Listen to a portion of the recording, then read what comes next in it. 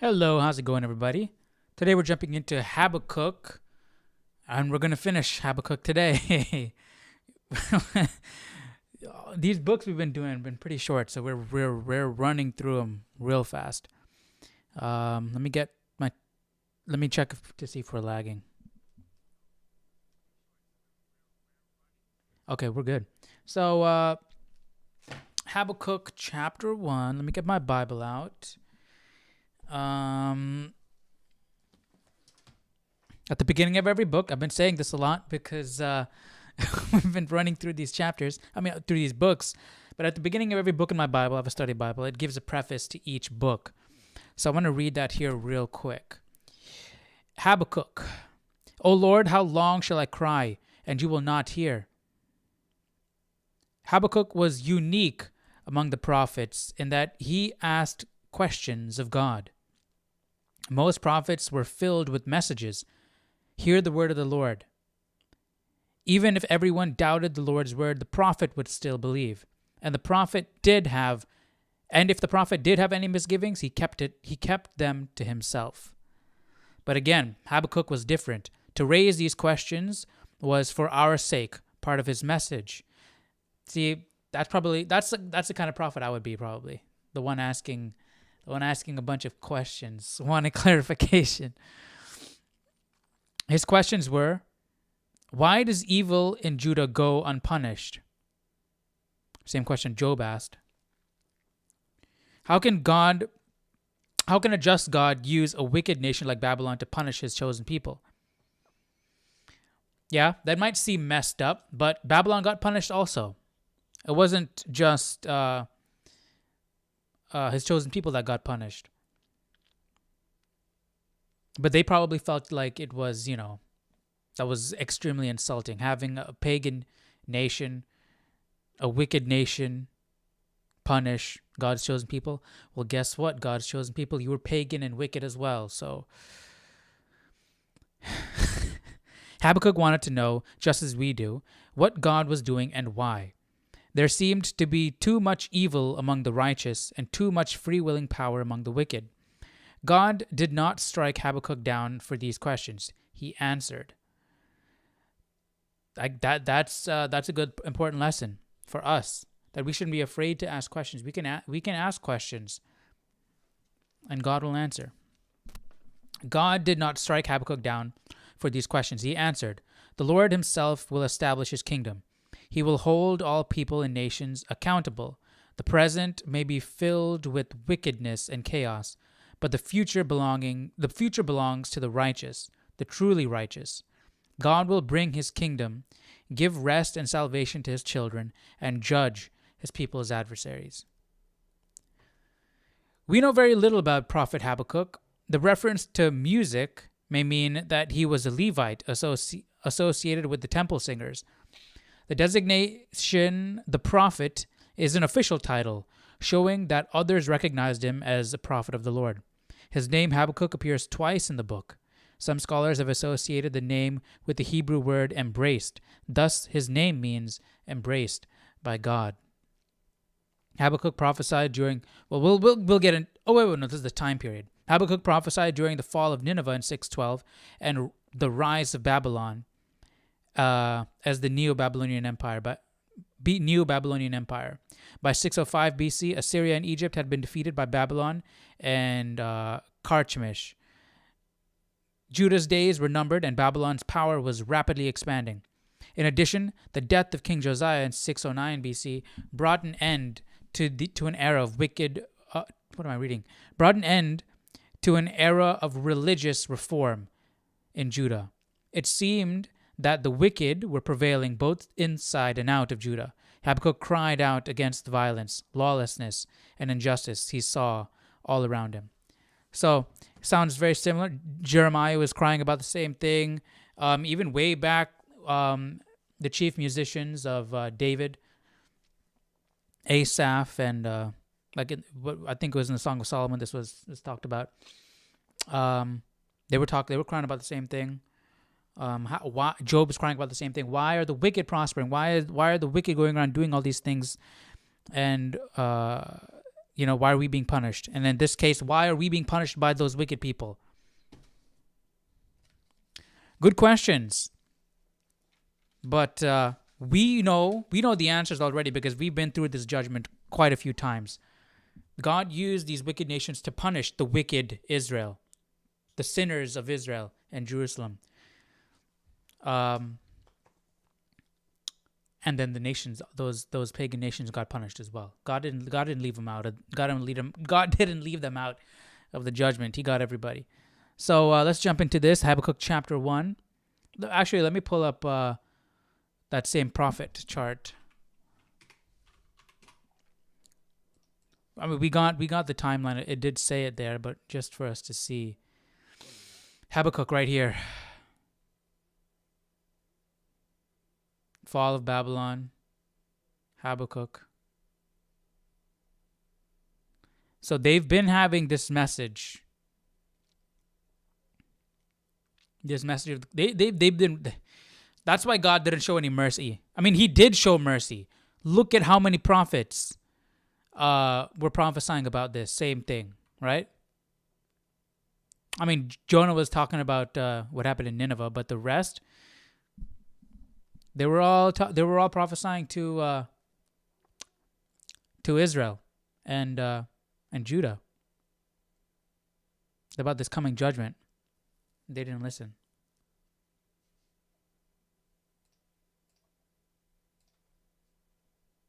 The book of Habakkuk. Habakkuk. The burden which the prophet Habakkuk saw. O Lord, how long shall I cry? Very similar to Jonah, I believe. Or no, not Jonah, Micah, right? It started off as where is it? No, it was Jonah then.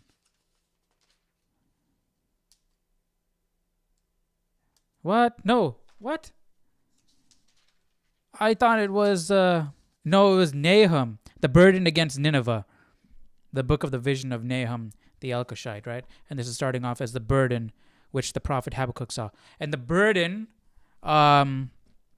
refers to a prophetic oracle, usually addressed to a foreign nation. And that's what we saw also in Nahum. And you will not hear. Saw. O Lord, how long shall I cry, and you will not hear? Even cry out to you violence, and you will not save. Why do you show me iniquity and cause me to see trouble? For plundering and violence are before me. There is strife and contention arises. Therefore the law is powerless, and justice never goes forth. For the wicked surround the righteous, therefore perverse judgment proceeds. Look among the nations and watch. Be utterly astounded, for I will work a work in your days which you would not believe, though it were told you. For indeed I am raising up the Chaldeans, a bitter and hasty nation which marches through the breadth of the earth, to possess dwelling places that are not theirs. They are terrible and dreadful. So God even told them who is going to be doing it. Their dignity proceed from themselves. Their horses also are swifter than leopards and more fierce than evening wolves. Their chargers charge ahead. Their cavalry comes from afar. They fly as the eagle that hastens some crazy to eat. Horsepower there. They all come for violence. Their faces are set like the east wind. They gather captives like sand. They scoff at kings, and princes are scorned by them. They deride every stronghold, for they heap up earthen mounds and seize it. Then his mind changes, and he transgresses. He commits offense, ascribing this power to his God. Are you not from everlasting, O Lord my God, my Holy One? We shall not die. O Lord, you have appointed them for judgment. O Rock, you have marked them for correction. You are of purer eyes than to behold evil, and cannot look on wickedness. Why do you look on those who deal treacherously and hold your tongue? Let me pause it before we get into that second question.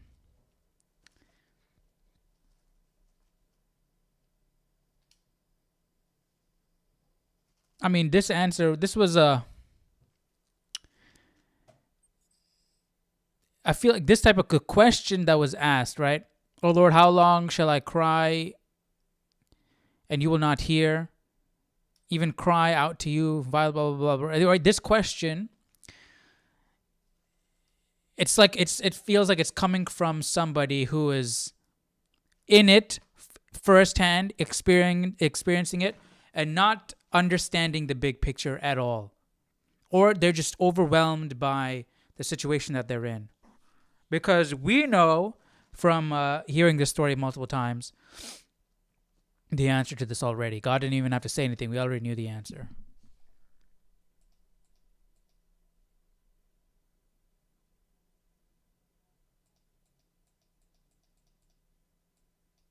Ride every stronghold, for they heap up earthen mounds and seize it. Then his mind changes, and he transgresses. He commits offense, ascribing this power to his God. Are you not from everlasting, O Lord my God, my Holy One? We shall not die. O Lord, you have appointed them for judgment. O Rock, you have marked them for correction. You are of purer eyes than to behold evil, and cannot look on wickedness. Why do you look on those who deal treacherously and hold your tongue when the wicked devours a person more righteous than... So he's like, who deal treacherously and hold your tongue when the wicked devours a person more righteous than he. So Habakkuk is trying to play a logic game with God, and it's not working right now. He's saying, "O Lord, you have appointed them for judgment. O Rock, you have marked them for correction." Right? So you have appointed, right? Pretty much he's saying, okay, so you marked Israel to be judged, okay? I get that. You are of purer eyes. You are of purer eyes than to behold evil, and you cannot look on wickedness. So you can't look on wickedness, so you want them to be judged, and all, right? And the people that you've chosen to enact the judgment, they're wicked people, and you can't look on this. So you should stop this. You shouldn't allow this to happen. Why do you look on those who deal treacherously and hold your tongue when the wicked devours a person more righteous than he? Why are you looking and letting these wicked people deal treacherously with your chosen people? You are God, the Holy One. You don't look at stuff like that. So therefore, you should are you not from everlasting? You should stop. You should end this. He's trying to think for God. He's trying to reason. He's trying to... I don't know. I don't like how it sounds. It sounds similar to... I pointed this out in a lot of the prayers that we saw in the directly to God earlier on. They use logic when they're praying to God. They were like, hey, it's like they're making a deal, you know? It's like, hey, I'll do this, you do this, and all right, so please, can you do this for me or something like, you know what I mean? They're trying to reason and use logic with God, and I can appreciate that to an extent because it's very personal, and it's like you're talking to someone that you can actually speak with and understand. Not saying that you can understand God, but it's like you're actually speaking to an individual. You're making an argument and you're making a deal and you're saying, hey, God, I will give up this or I will do this. Please do this for me, right? Or you're trying to convince God and we saw that a lot with Moses, right? Moses convincing God and changing God's mind even. And so maybe that's where they're getting it from. Right here, he's trying to convince God to stop by... He's trying to persuade God here. He's saying, hey, are you not everlasting? I don't want to say trap, God. He's not trying to, well, it sort of is. That's why it's kind of odd. Right? He's saying, hey, you're everlasting and you don't look upon these type of things. And, right, we get that established. And look, this is what's happening over here. So you're not supposed to look on that. So we have to stop that right now. That's how it's coming across, you know? It also could be coming from a place of desperation because he wants this to end. He doesn't want to see this anymore. And he's trying to do whatever it takes to get God to stop it. But, I mean, we already know the end of the story. We already know how this plays out. And we already know the reason why.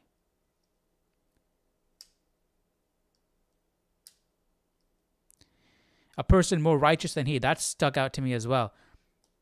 How are you righteous? How are the people of Israel righteous? How are the people of Judah righteous? They are just like all these other pagan nations. That's why God is doing this judgment. They have no claim to say that anymore. They have adopted the pagan practices. And they have ignored every single warning. It's not like Habakkuk is one of the earlier prophets. He was closer to the actual judgment date. They've ignored all the other warnings from all the other prophets saying, stop praying to these idols, turn to God. Or judgment is going to happen, and it's going to be bad. And they were like, yeah, I don't care about what you're saying. I'm not listening. I'm doing whatever I want to do. So, I mean, they had it coming is what I'm trying to say. Habakkuk should know that. Evil and cannot look on wickedness. Why do you look on those who deal treacherously and hold your That's tongue why I feel like when the these wicked questions are coming devours from a place of a person desperation. more righteous than he? Why do you make men anguish. like fish of the sea, like creeping things that have no ruler over them? They take up all of them with a hook. They catch them in their net and gather them in their dragnet. Therefore they rejoice and are glad. Therefore they sacrifice to their net and burn incense to their dragnet. Because by them their share is sumptuous, and their food plentiful. Shall they therefore empty their net and continue to slay nations without pity? Let me read this. Sacrifice to their net. This phrase speaks of the contemptuous pride of the Babylonians in their devices of destruction. So they take up all of them with a hook. They catch them in their net, and they gather them in their dragnet. Therefore they rejoice and are glad. Therefore they sacrifice to their net, burn incense to their dragnet. So he's saying, hey, look, the Babylonians, they're only looking to themselves. They're proud of their accomplishments. You think that they're doing your work? You're using them you're using these Babylonians to rain down your judgment upon your people. Well, the people that you're using, they don't think it's coming from you. They think they think it's all them. So why are you letting them do it? This doesn't make any sense. It doesn't feel right. Well, Habakkuk is missing the bigger picture.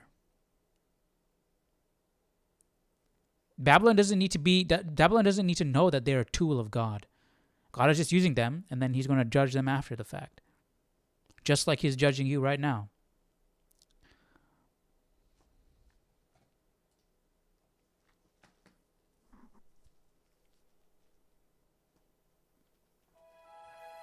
I will stand my watch and set myself on the rampart and watch to see what he will say to me and what I will answer when I am corrected. Then the Lord answered me and said, Write the vision and make it plain on tablets that he may run who reads it. For the vision is yet for an appointed time, but at the end it will speak, and it will not lie. Though it tarries, wait for it, because it will surely come. It will not What is the tarry. vision?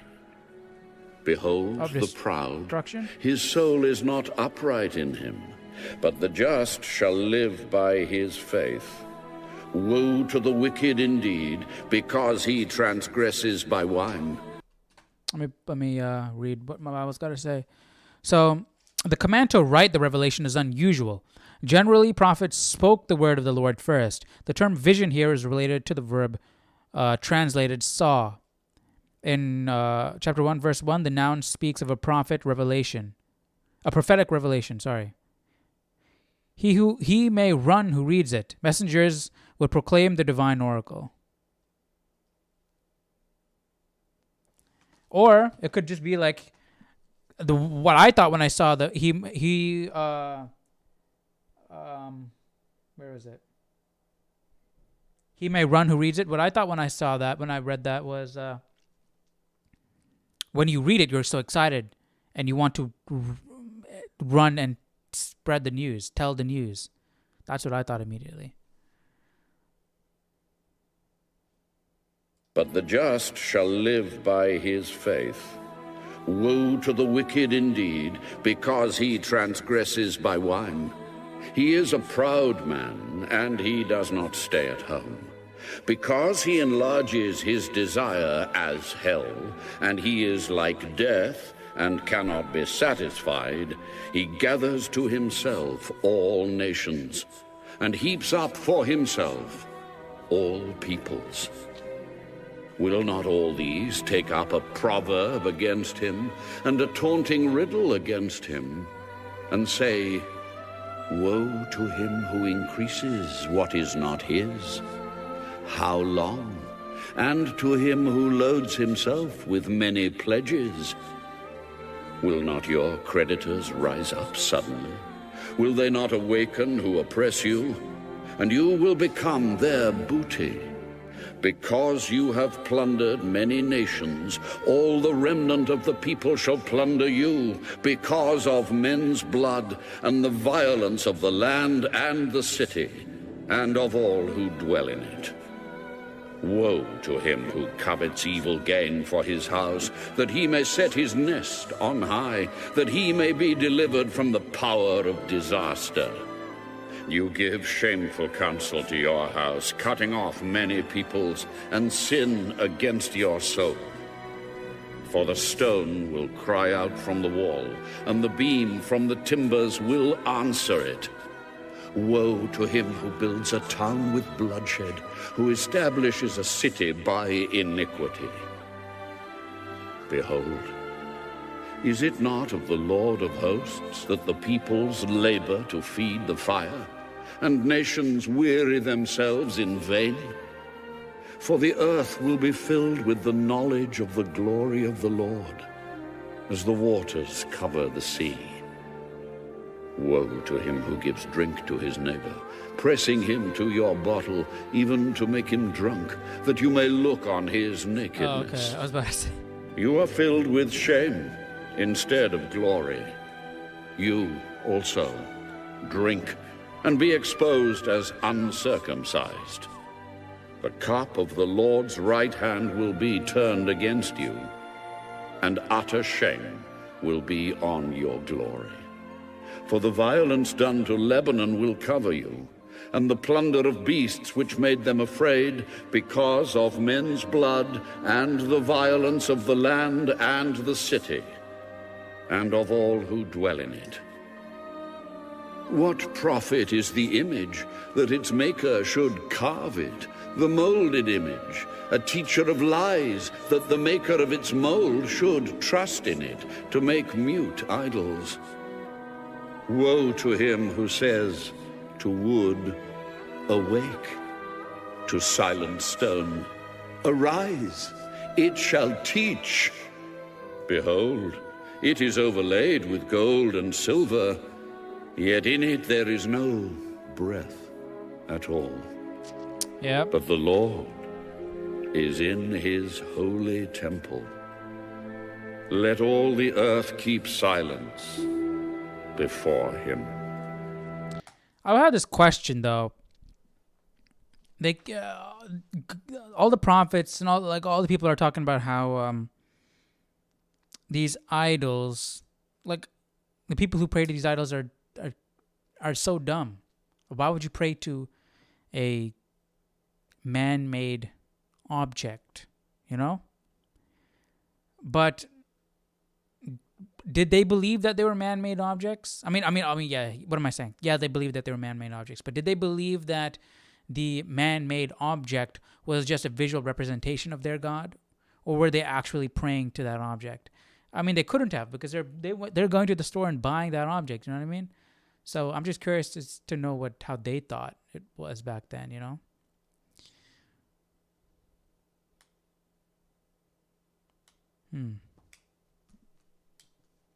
Because we did touch on the idea that these idols, these false gods, whoever these pagan people are praying to, are demons or fallen angels. So that would mean that these idols are physical representations, because their actual god would actually be a fallen angel or something like that, you know? So yeah. I mean, that just makes it even worse. But I don't know. It's just hard to imagine that somebody is so dumb just to pray to an object that they just made. You know what I mean? I feel like it's got to be something else to it.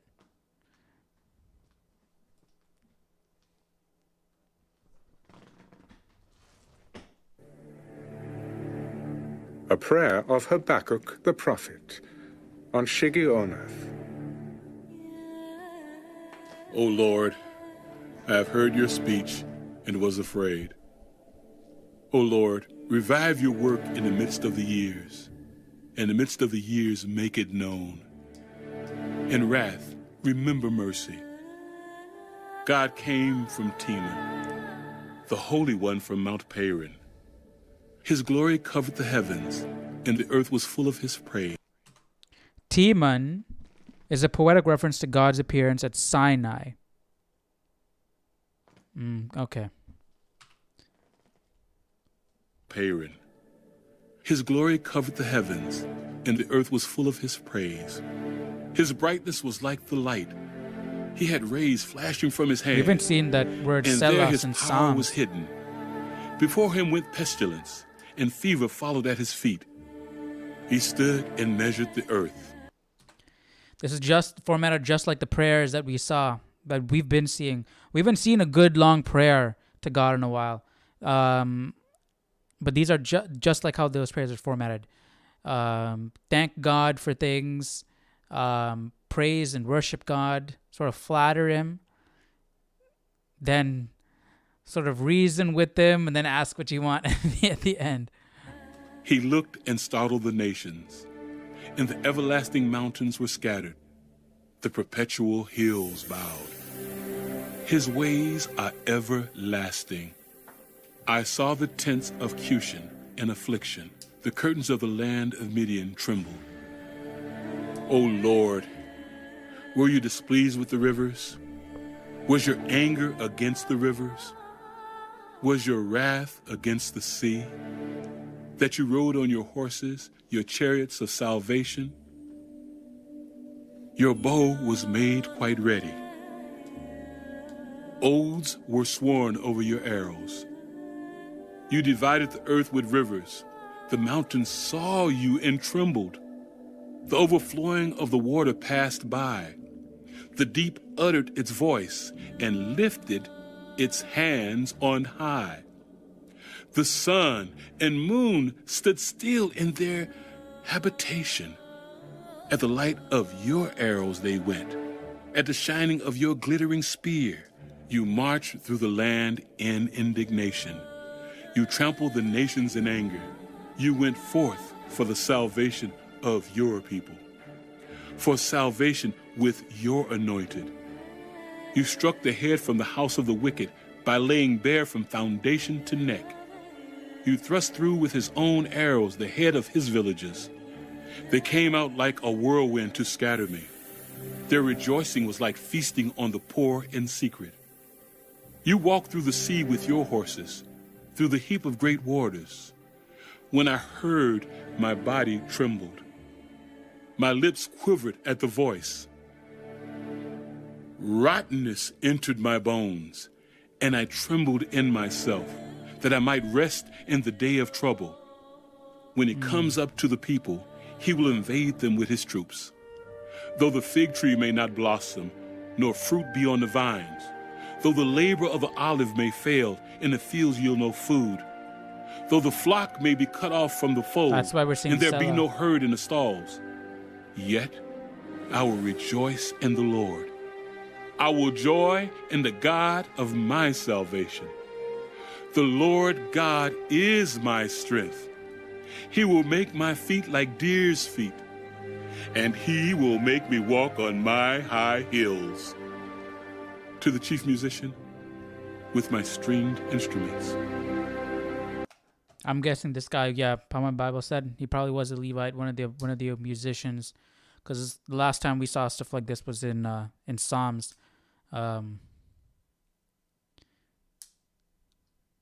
Okay, that is cool. Seems like he's sort of coming to accept the fate by the end of it. That's why it's called the hymn of faith, right?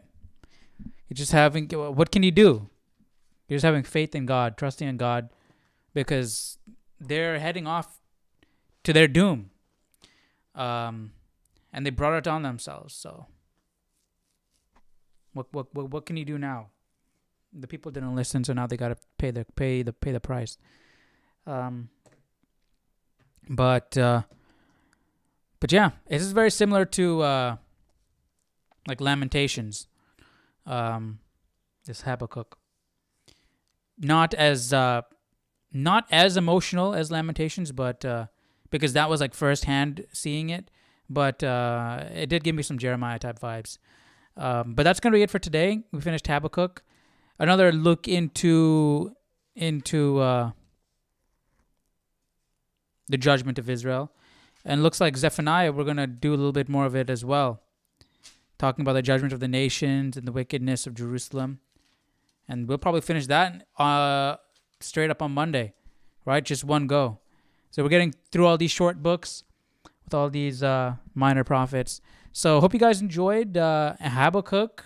Let me know your thoughts on the book. It's pretty simple, pretty straightforward, because it's the same thing we've been touching upon for quite a while now.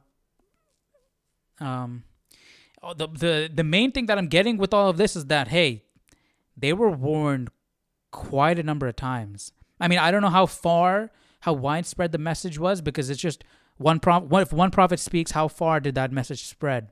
You know, maybe that's why God was like, hey, write this stuff down, because, you know, you can't just, it's not just word of mouth. It's not just the people who heard you were speaking and then those people are going, we're writing this stuff down so we can we can get this message spread across pretty wide, because the judgment, it was, say, look, we pull that back up, right? Where's Habakkuk? Habakkuk is right here, right? Destruction of Jerusalem is right around here. So Habakkuk was preaching literally right up to the judgment, the destruction of Jerusalem. So God was like, hey, let's get this message out. I'm going to write it and like get it all out there.